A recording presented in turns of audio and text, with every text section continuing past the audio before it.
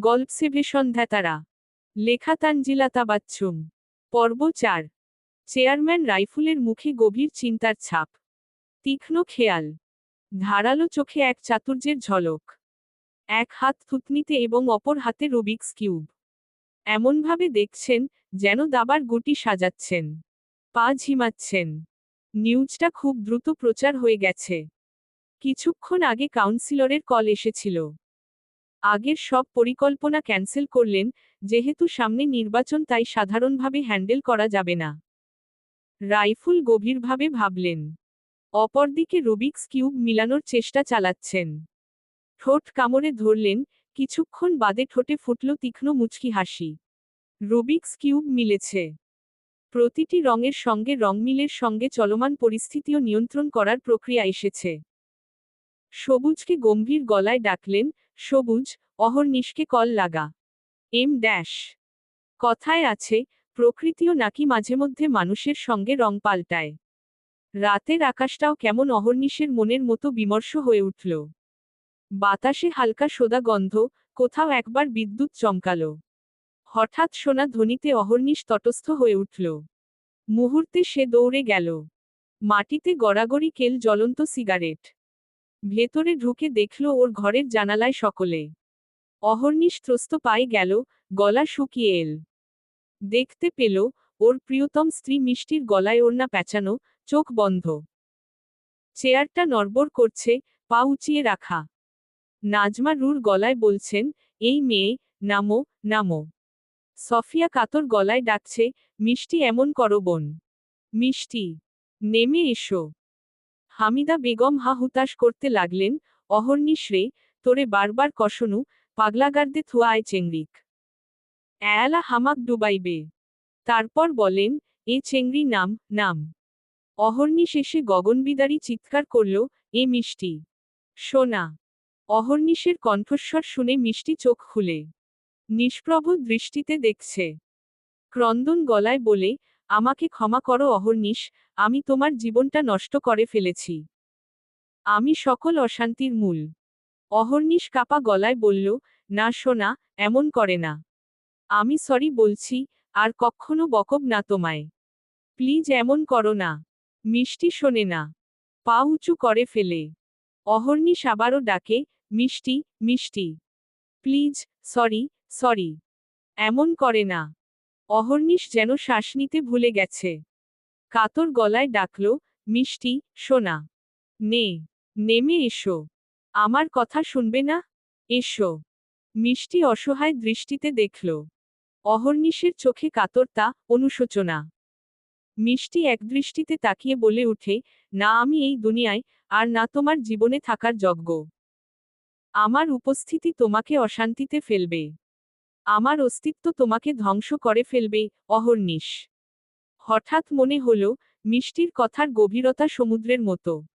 ভীষণ নিষ্ঠুর শোনা গেল।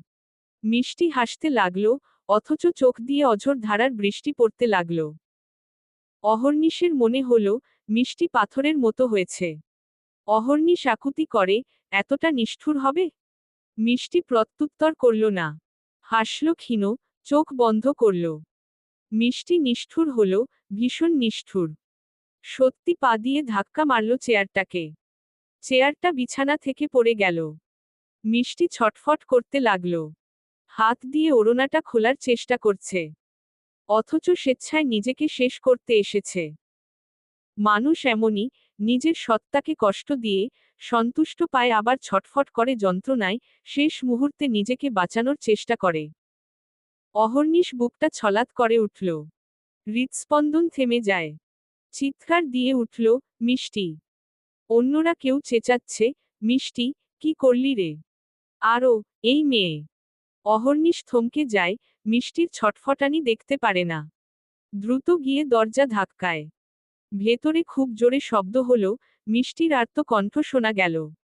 দরজাটা ধাক্কাতে লাগল নিজের সর্বশক্তিতে। ধাক্কাতে খুলল। অহর্নিশের ঘরের দরজাটা খুব শক্তি দিয়ে লাগাতে হয়, কিন্তু অসুস্থতার পর থেকে মিষ্টি সেটা পারে না। অস্থিরতায় অহর্নিশের মাথা থেকে বেরিয়ে গেছিল। অহর্নিশ ভেতরে ঢুকে দেখে মিষ্টি নিচে পড়ে আছে, ফ্লোরে রক্ত। মাথা ফেটেছে, রক্ত পড়ছে। ফ্যান থেকে ওড়না ছিঁড়ে পড়েছে। ঠিক ছিঁড়ে পড়েছে নাকি মিষ্টি ঠিকঠাক বাঁধন দিতে পারেনি, বোঝা গেল না। অহর্নিশ ত্রস্ত পায়ে দ্রুত হাঁটু মুড়ে বসল। মিষ্টির মাথাটা কোলে নিল। মিষ্টি, মিষ্টি। মিষ্টি আধো আধো খোলা চোখ। অনিমেষ, পলকহীন তাকিয়ে। শরীরটা অল্প ঠান্ডা। অহর্নিশ ওকে বুকে ধরল। মিষ্টির কোন সাড়া নেই। অহর্নিশ মিষ্টিকে ডাকে, সোনা, মিষ্টি, এ মিষ্টি। বাকি সকলে আসে। সফিয়া মিষ্টির নাকে হাত দিতেই শিউরে উঠে। অবিশ্বাস্য কণ্ঠে বলে, ওর ওর ওর শ্বাস চলছে। না। আল্লাহ, আল্লাহ। মিষ্টি, এ কি করলি বোন? অহর্নিশ নির্বাক হয়ে শুনল, বিশ্বাস হলো না। সফিয়ার থেকে দৃষ্টি ফিরিয়ে মিষ্টির দিকে তাকালো। কাপা কাপা কণ্ঠে বলে, না, না, মিষ্টি, মিষ্টি, এতটা নিষ্ঠুর হতে পারে না। না। অহর্নিশের কণ্ঠস্বর আটকে আসছে। হামিদা বেগম কেঁদে উঠলেন, একটু হলেও একসময়ে মেয়েটার উপর মায়া ছিল তার। রোদন গলায় বললেন, তোগ আগত কইসনু রে, ওক হাসপাতাল তো ভর্তি করাও, শুনলু না? কথা শুনলে ইনকা হইল হয়? তারপর আর্ত করে উঠলেন, ও মিষ্টি রে। অহর্নিশ হতভম্ব হয়ে রইল। ও বাস্তবে নাকি স্বপ্নে, বুঝতে পারছে না। নিজেকে জাগানোর চেষ্টা করছে। হকচকিয়ে উঠল ও। মিষ্টির হাতটা ধরতেই সচকিত হয়ে উঠল, ওর ওর পালস চলছে। পারলস চলছে। ওকে হাসপাতালে, হাসপাতালে নিতে হবে। অহর্নিশ ওকে সিপিআর দেয়ার চেষ্টা করল। কিন্তু অভিজ্ঞতা নেই, তাই বিশেষ কোন উপকার হল না। কোলে তুলে নিল মিষ্টির ছোট শরীরটা। মিষ্টির হেলদোল নেই। অহর্নিশ চেঁচিয়ে উঠল, গাড়ি বের করো। অহর্নিশদের বাড়িতে দুটো গাড়ি। একটা চেয়ারম্যান হওয়ার সুবাদে সরকারি গাড়ি। আরেকটা অহর্নিশদের নিজস্ব গাড়ি। রাইফুল সাহেব তার গাড়িতে করে গেছেন। অহর্নিশ নিজে গাড়ি ড্রাইভ করতে লাগল। পিছনের সিটে সফিয়া ও স্বপ্না মিষ্টিকে ধরল। সামনের সিটে লিপি বেগম এসে বসলেন, অহর্নিশের সঙ্গে। হামিদা বেগমও আসতে চুষলেন। অহর্নিশ এই মুহূর্তে এসব নিয়ে বলার কিছু পেল না। দ্রুত গাড়ি স্টার্ট দিল। এদিকে ওদের বাড়ির সামনে লোকজন জড়ো হয়েছে। চেয়ারম্যানের বাড়িতে কি হলো? সকলের মনে কৌতূহল। উকিঝুঁকি দিচ্ছে। দরজায় পাহারাদার থাকার কারণে ভেতরে আর যেতে পারছে না। তবে অহর্নিশদের যাওয়া দেখে ধারণা করছে, নিশ্চয়ই চেয়ারম্যানের ছেলের পাগলি বউয়ের কিছু হয়েছে। কানাঘুষা শুরু হলো।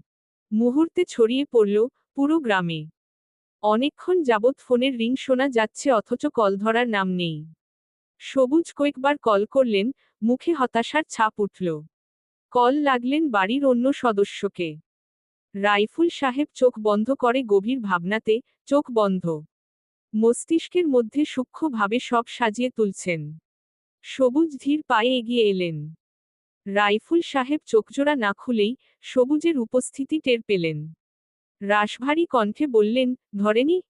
সবুজ সাহেবের মুখে উদ্বিগ্নতা। মন্থর গলায় শুধালেন, অহর্নিশ তোলেনি ভাইজান। নূরকে দিছিলাম, অহর্নিশের বউ নাকি রেশারেশির হাত ধরে গলায় দড়ি দিছে।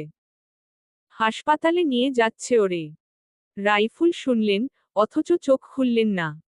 স্বাভাবিক রইলেন। সবুজের মুখে অসন্তুষ্টের প্রতিচ্ছবি ফুটে উঠল।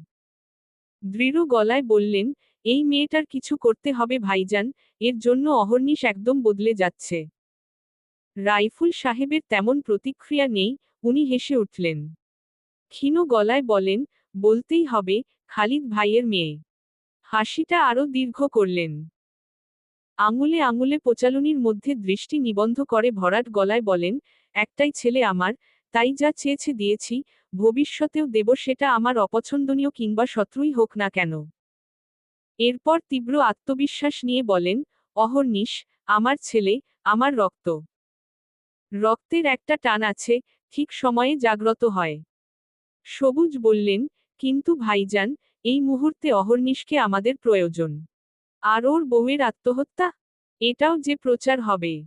আমাদেরই নাম খারাপ হবে। রাইফুল মুচকি হাসলেন, সবুজ এদিকে আয়। সবুজ এগিয়ে বসে ভাইয়ের পাশে। রাইফুল সাহেব বলেন, কথায় আছে, যেখানে বাঘের ভয়, সেখানে সন্ধে হয়।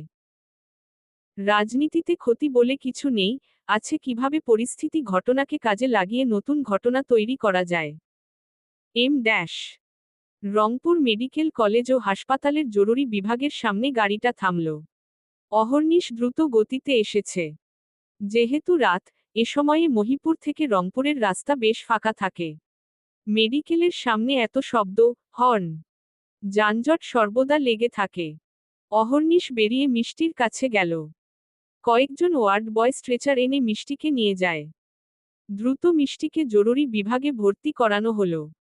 ইতোমধ্যে নিজের ক্ষমতার জোরে বিশেষভাবে মিষ্টির চিকিৎসা শুরু হয়েছে। সর্বপ্রথম মিষ্টিকে সিপিআর দিল নার্স। ডাক্তার এসে রেসপিরেটরি সাপোর্ট দিলেন যেহেতু মিষ্টি শ্বাস নিচ্ছে না। নার্স মিষ্টির বিপি চেক করল। বিপি 70/40, হাইপোটেনশন স্পষ্ট। দুর্বল পালস, অক্সিজেন স্যাচুরেশন মনিটর আর রক্তচাপের মেশিন চলছে। টিংটাং শব্দে ভরে উঠেছে রুমটা। ভেন্টিলেটরের মাধ্যমে শ্বাস প্রশ্বাস চলছে।